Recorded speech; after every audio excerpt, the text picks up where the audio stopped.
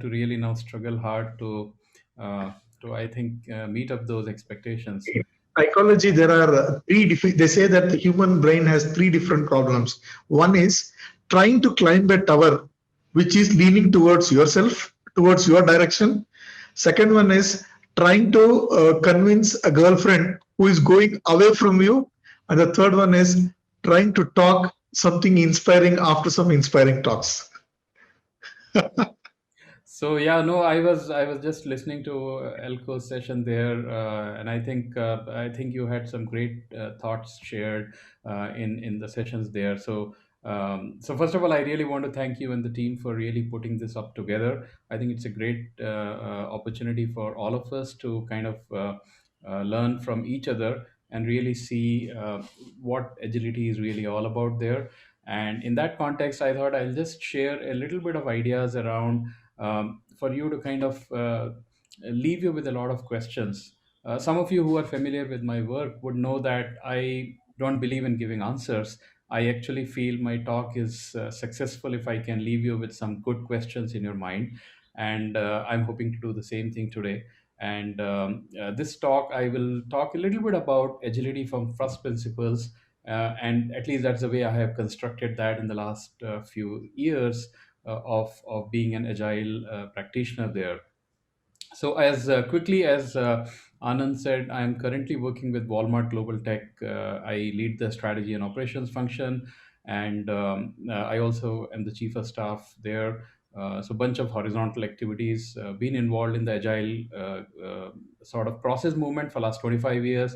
You talked about your Anand when you were introducing Elko. You were talking about Philips, and I was remembering my Philips days back in mid '90s when we were busy doing the CMM and ISO those days, and the Philips Quality Award, PQA 90, and bunch of other initiatives there. So there's a lot of learning that over time that I've been lucky to have.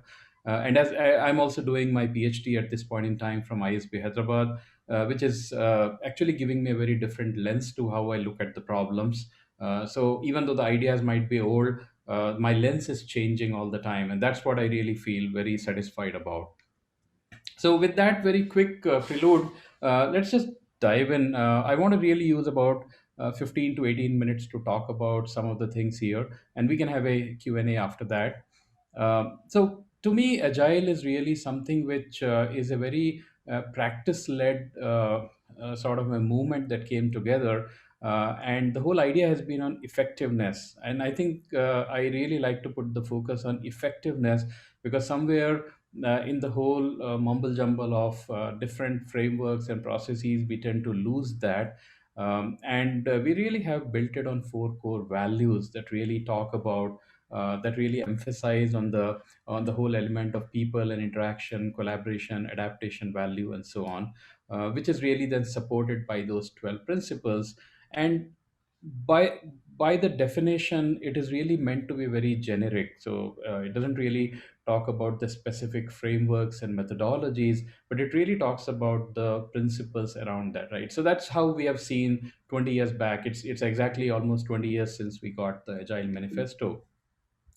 But if we look at how it all started, it actually started even before that. A lot of people don't always recognize easily that the whole idea of agility is actually much older than that.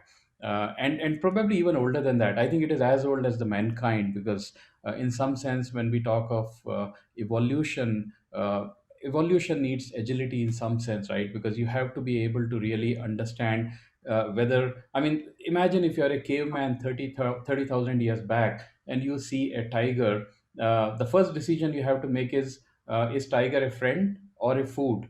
If it is a friend, then you go and shake hands with the tiger. If it is a food, then you kill it, because if it is neither a friend nor a food, then it's a threat basically, and it's going to kill you, right? So you need to really be agile enough in all sense of the word to really understand it. So that aside, in the modern management context, if I see, I think the most profound sort of ideas came in this very famous paper, the new product development game from Nonaka and Takeuchi in Harvard Business Review in '86.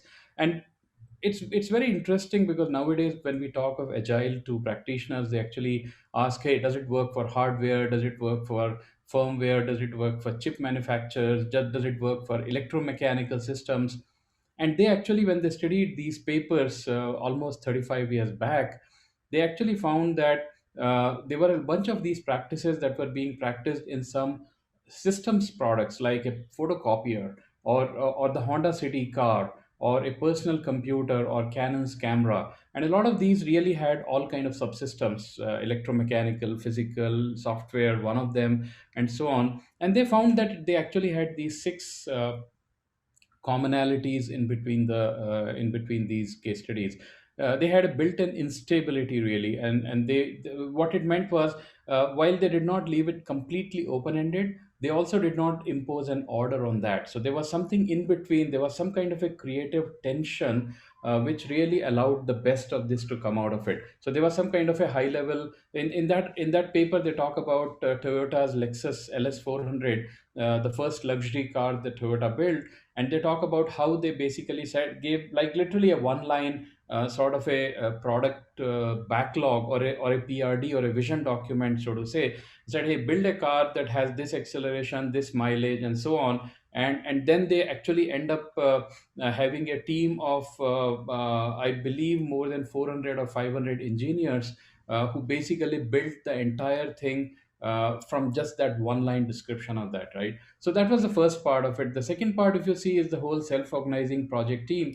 So they didn't really impose a top order by saying that's how you have to set it up. They basically allowed that order to evolve, or what we call in the complexity science is emergent order, right? Emergent sort of from out of a chaos and disorder, whatever comes out of it is really a very bottom up approach there. And that's more organic, that's more really conducive to the problems we are solving, as opposed to saying there is one right way and that's how we are going to do it, irrespective of the kind of problems we are solving. The third thing was overlapping development phases. And back in the days, it was very common for people to think of a very linear, sequential, waterfallish way of doing things. And they basically started coming with the whole idea that the phases could overlap. That means the previous phase has not ended and the next one can start there. And then they came up with the idea of concurrent engineering. And concurrent engineering was very similar to what we call as the agile today. Concurrent engineering really came in the world of manufacturing and production, that there were multiple things going on at the same time. So design and manufacturing and testing were all going at the same time. And the ideas of agile engineering kind of evolved from there in our world. Multi-learning was the next thing they saw, where they saw that people were not just into manufacturing, sales, design, customer research, and so on, but they were basically in working with each other all the time. Because one of the things that I think is not very well done in our modern organizations is that the value flows horizontally, right? So the value is flowing, it is coming from the sales, it is coming to the production, then from the production it is going into the inventory, and so on, right? That's how we are really creating the whole thing, finally delivering it to the customer. But we are organized in a vertical manner. So sales is a very vertical silo, R&D is a vertical silo. So unless we really have mechanisms to kind of cross pollinate that knowledge from one to the other, people are going to be continuing working in silos. And that becomes a problem, because then we are optimizing only what we know rather than optimizing it for the consumer. Because that horizontal view is ignored, because nobody is the owner of that horizontal view, everybody is owning that vertical point of view there. So the multi-learning was really all about saying how we learn from each other, and also how we learn across the phases from each other. So if we are able to shorten the gap, I was watching Ali's talk there when he was talking about the whole point of reducing the distance between the input and the output. And that's exactly the point of view from a multi-learning point of view, that if we do not really separate that, then they are separated in time and space. So you do some action, after 3 months you get some result out of it, you cannot correlate between them. So you need to really shorten the distance between the cause and effect in order to be able to establish a causal link between them. And that requires a form of multi-learning there, which they found that these companies were doing. Subtle control was something that was very unusual in the Japanese companies that time, where they said there is no real project manager, there is no real leader. I mean, they had a chief engineer, and chief engineer in Toyota is really like the powerful, most powerful individual on the team. But then the team's really control was kind of a very subtle manner. So the team is working in a small kind of a thing. It's a self-organizing team. They were basically responsible to each other. They were not really answering to one single individual alone, but they were really committed to the vision of the product and so on. So they found that they were a very different way of really looking at the whole control part of it. And finally, how do they really look at the whole learning, the transfer of the learning in the organization level? Because they said, hey, how do we really go from one project to the other? And they literally would start at zero, and they kind of build the whole knowledge once again there. They do use the knowledge, but they kind of build it again. So these were some very interesting things which were not the usual thing those days. And based on that, what we saw was the founders of Scrum, Sutherland and Ken Schwaber, they basically took a lot of these learnings and built Scrum as a way of kind of doing it in the software world there, and the rest is history there, right? So these are kind of things that we saw here. And then if we see in the last 20 years, the way I look at it is, I think agile itself has undergone a lot of changes in the philosophy of how we look at agile.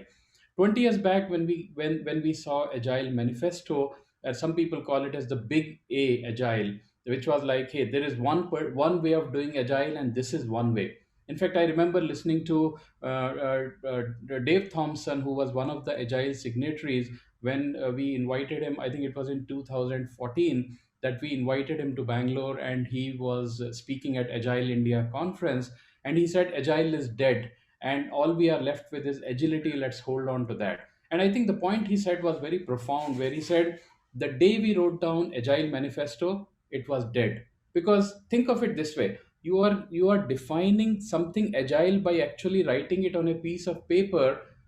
And imagine, you are not changing that piece of paper, so now you have captured the snapshot of what it means to be agile, and suddenly it is not agile anymore, because now you cannot change it. It is static. So think about it, that if you write something agile and put it down on a piece of paper, it is not agile anymore, it is static. We should have called it probably as the static manifesto and not as the agile manifesto, because nothing in that is changing there, right? So I think, to me personally, that is the single biggest pet peeve of the agile movement, because we have actually kind of bottled everything there, put it in the museum on a shelf, and said this is how agile is supposed to look like. Whereas agile is all about constant change, agile is all about constant adaptation. If you think in the nature, the evolution is going all the time there. We may not see evolution happening because we have only seen the humanity for last 5000 years. But if you look at the whole evolution for billions of years, there is a different geographical scale we are talking about there, right? So I think we need to recognize some of them. And over the last 20 years, I have very clearly seen a very positive, very definitive trend, that we have gone away from the big A agile to a small A agile. What I mean by that is, we are not really hung up on one single right way of doing things. What we are saying is a closed loop learning. What we are saying is that an ability for us to take a problem, identify what are the things we need to do in order to solve it, establish a closed loop management system that allows us to solve the problem. What should be the length of the loop? Well, the length of the loop should be depending on how I like how Mary Poppendieck says it. In one of the things she talked about by saying that, hey, my requirements are changing every week or every day. What should be the length of my iteration or length of the sprint in my Scrum, for example? And she said, hey, it should be smaller than than the amount of time the customer changes their mind. Because if the customer changes their mind every week, then you have to match up that. But if the customer changes their mind maybe every 3 months, then why do you want to keep changing it every week? Probably it's going to be an overkill there, right? So I think what we need to really understand is that agile by itself, there is no such thing. Agile has to be seen in the context of the problem we are solving, and in the context of the external environment that is changing there, right? If the external environment is changing very constantly, it's always in the flux, then whatever you say as a one way of doing agile may not suddenly be agile anymore. So we have to really match these two into the context of the problem we are solving there.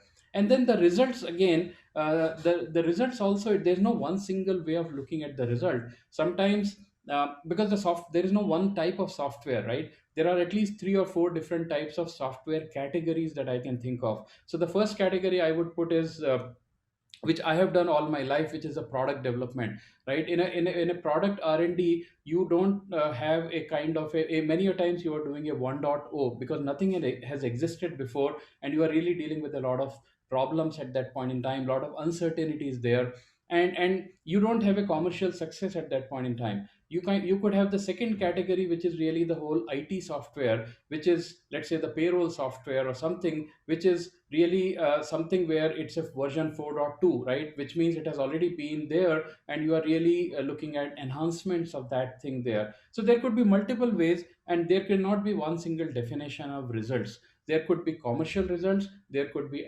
engagement results. So when I was at Yahoo, for example, a lot of times we would look at things like time spent or page views, because there was no clear monetization available immediately, but you still had to look at the engagement results. Or if I look at my current company, we don't sell software like a Microsoft or an Oracle is selling. We are consuming it internally. So what kind of metrics can I attribute to the success? I cannot really say a commercial one because we are not selling that software. So one has to really, in my view, think of those things there.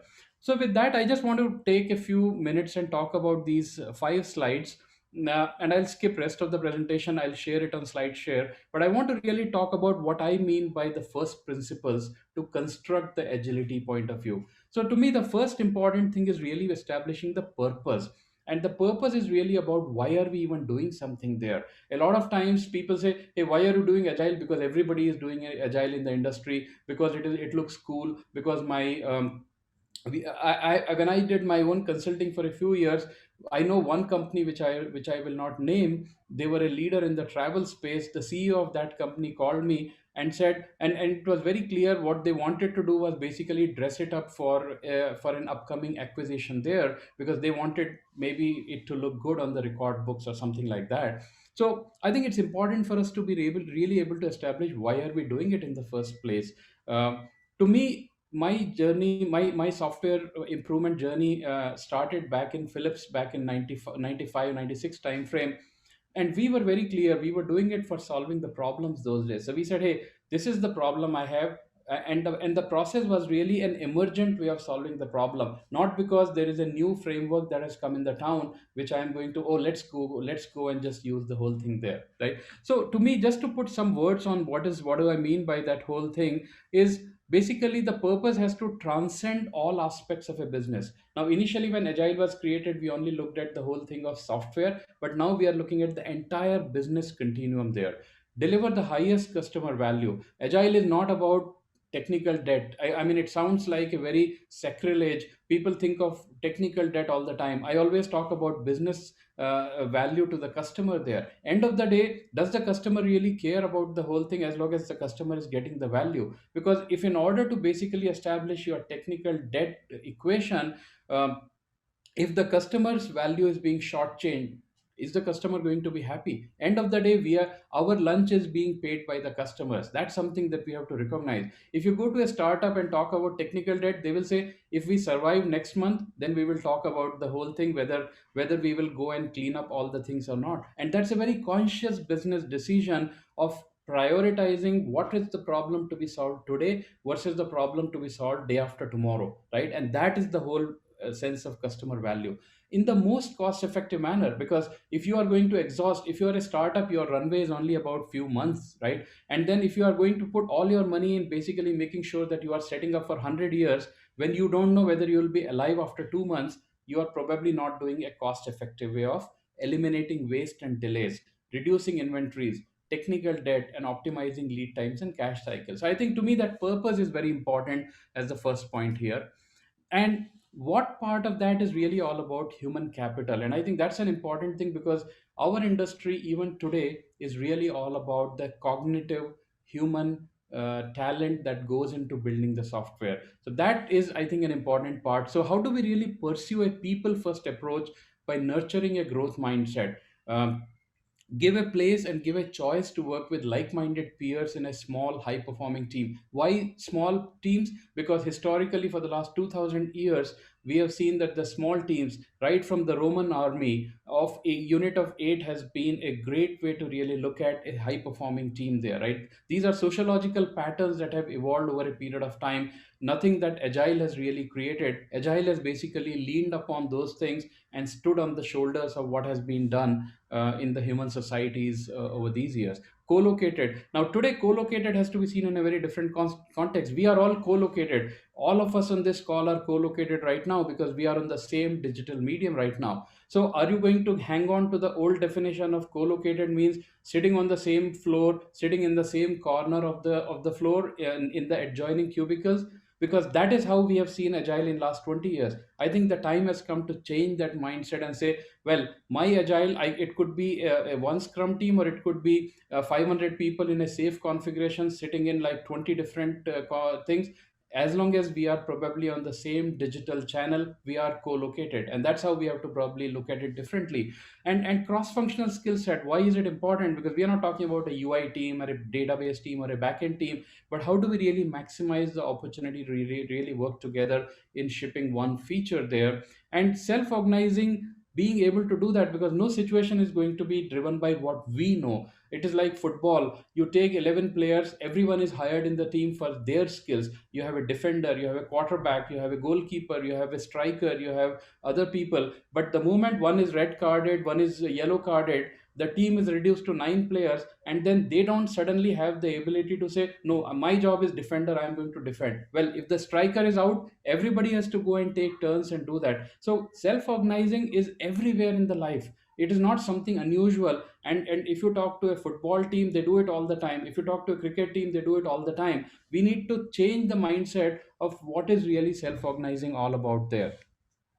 The way of working itself is really in terms of how we really do that. So we leverage empirical processes, which means we don't really predict everything that's going to happen, but we essentially set up a closed loop system where we are listening to the feedback and we are saying, okay, this happened and there is a deviation between the plan versus the actual. How do we really manage it now? And that Scrum is a great example of empirical process learning, where people are working on a problem, they are solving a complex problem, and the whole idea there is that you can improve your ability to learn if your loop is smaller than larger. If the loop takes 1 year, I mean, imagine Halley's comet. Halley's comet is coming every 76 years. There is only so much you can learn from what the comet will bring us, because every time the comet comes there is a next generation, or two more generations away. But if imagine something is coming every year or every month, we are going to learn. Like for example, people who, if you talk to the biologists, they talk about the fruit fly, and fruit fly is something which is a favorite of biologists, because all the genetic adaptations can be done in the smallest period of time on the fruit fly. So that is how they basically are able to do these small experiments in quick iterations and deliver the work. So the whole idea of Scrum or Agile in general is really to say, how fast can we really try something and then see if it works or not, and really go and change the whole thing there. And the leadership has to change when we really talk about those ways. Leadership cannot be like, I'm sitting in a corner office and I'm really saying this is the way you do that. I'm really going to the point of saying that I need, my role has to be like a servant leader who's really facilitating the full potential of the human team there. By I create the right environment, I create the environment of trust and respect, openness, transparency, and values and teamwork there. And then finally, it all leads me to the culture in terms of how it is supported, because it is like the fertile ground which has to provide me the psychological safety to basically harness the human potential in its totality. How do I do that? I promote continuous learning, I promote experimental and experiential learning, I enable the collaboration there, I create those opportunities to learn from the feedbacks and take meaningful risks there, right? So these are to me the first principles which have been there a part of our human evolution over the period of time there. So I'll just stop here, and I just want to basically leave everyone with the question. So what really is Agile? If I put it all together, to me it is a philosophy of how do we solve the problems, instead of saying, okay, there is a predictable, finite, definitive way. I'm actually opening up to the whole possibility of saying that maybe there are other ways of doing it. Maybe if I can explore them enough, I will be able to find better ways of doing it. It's a mindset of exploration rather than exploitation. As an engineer, I'm trained to exploit it. I'm trained to say, okay, these are the patterns in which I'm falling into that. But as an agilist, I'm really trying to break away those patterns and saying, okay, maybe there is a better way of doing it. Maybe there is a way in which I can tweak it around and see. But yes, I'm not going to go out and spend $1 million on doing it. I'm just going to make it as small as possible so that I can learn from it and come out. And ultimately, at an organization level, we are talking about building agile as a culture which really promotes the whole values and brings agility at a business level, at an organization level. So with that, I think I'll stop here. I don't know if I took more time or not, but I'll look up to Anand in case there's anything, or I'll look up to the moderators to help me if there is any question, and we can have a short Q&A. Thank you, Tathagat. We have one question from Tala Siddiqui. Talia, would you like to unmute?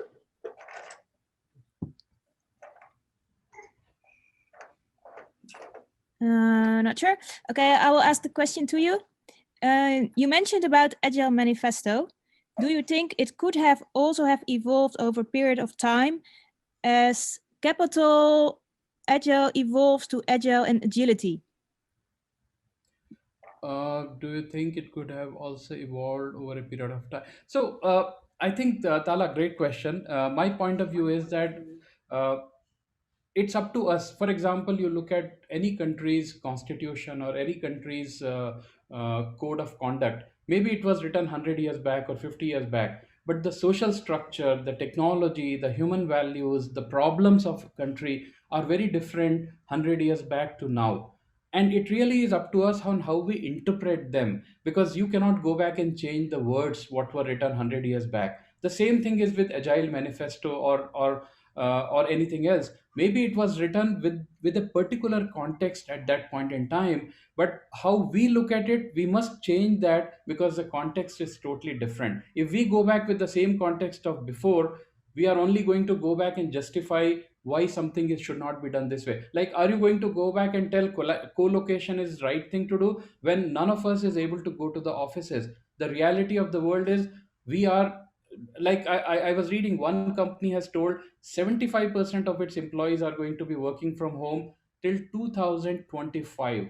And I think most of the people are going to work from home for the next several months there, the way it is. And we don't know what the vaccine and other things will be. So are you going to stick on to say that no, co-location means we have to sit in one floor, we have to sit in one set of cubicles, only then agile will work, only then scrum will work? Or you are going to say, well, 20 years back, there was no Zoom, there was no way of doing it. Today, I can talk to anybody across the globe at any point in time. There are different ways. Yeah, I mean, I know that Agile Manifesto says people and interaction over tools and technology, but then I should really be smart enough to say what kind of a tool and technology we are talking about here, and does it really create as good an experience? And to that extent, I would even go to the point of saying, when I work with a country which is not an English speaker.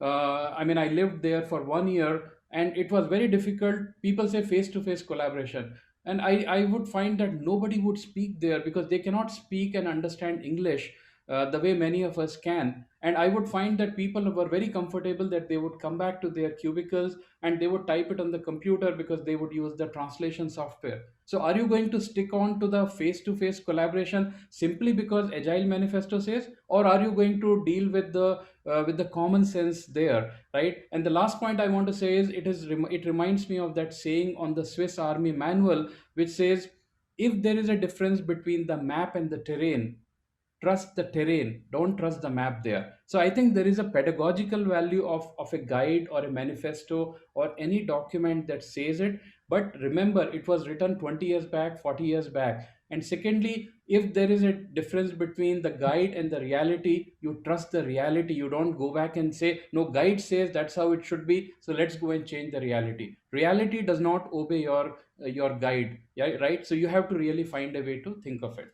So I hope I answered that one. One question if you have the time. Sure, Vaibhav. Yeah, you mentioned about agility from the first principles. What would you like to say if you want to call something as the zeroth principle of agile? So zeroth principle, that's a good one. I never thought of it that way, Vaibhav. So let me see. To me, zeroth principle will be the principle of self-preservation, which is something which is really all about the fact that I am alive. If any alive being, if you say, if they are subjected to the danger, or if they are subjected to any kind of a threat, they are going to find a way to increase the self-preservation. They are going to really go back and protect themselves. So I think that is the essence of being alive. That is the essence of every biological organism there. So if I can, I'll probably call that as the zeroth principle, right? Because the first thing is, the moment you have uncertainty, the moment you have danger, you are responding. Whether you are a plant, whether you are an animal, you are a bacteria. Maybe COVID is also built that way, right? Everyone is probably doing the same thing. So we also have to really think of that way, and that requires the most natural order of agility, right? Nobody is going and telling it that there should be a closed loop, there should be a scrum master, there should be a stand up. But every of the trillions of organisms in nature have been designed already with that thinking mindset, right? And we self preserve ourselves, otherwise we would not have survived and grown as a race there. So that I would say. I hope it makes sense, Weber. Absolutely. Thank you so much. Sure.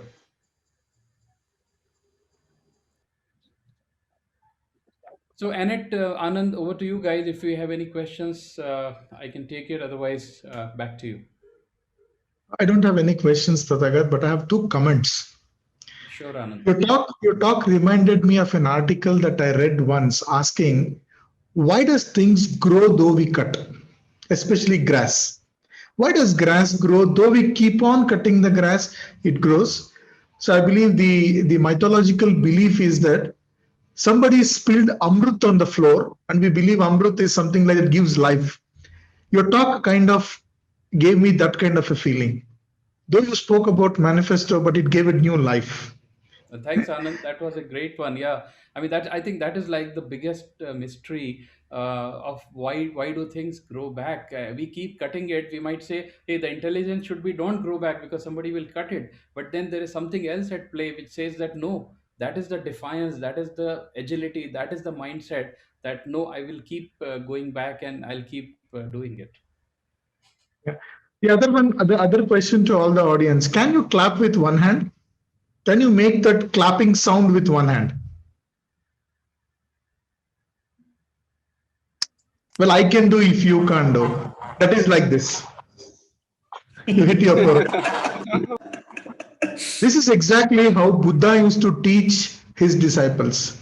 The concept of sharing knowledge from Buddha is called Kwan.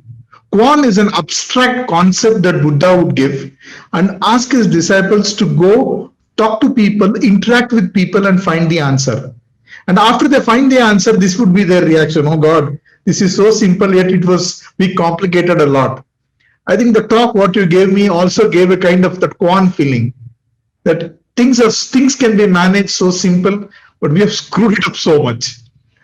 Well, that's really very high bar you are putting on this again, Anand. But yes, but I think, yeah, I think to me, agile is really common sense, and we if we are not applying common sense, no amount of tools and framework thinking can help. But if we are building it on a solid foundation of common sense, we can do wonders with some of the latest thinking in the frameworks and other ideas that we have, because it is building on top of that.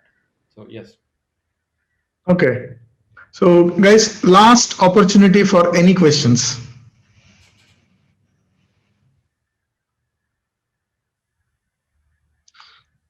Okay, I think there are no other questions. So, what I would like to do is now we will just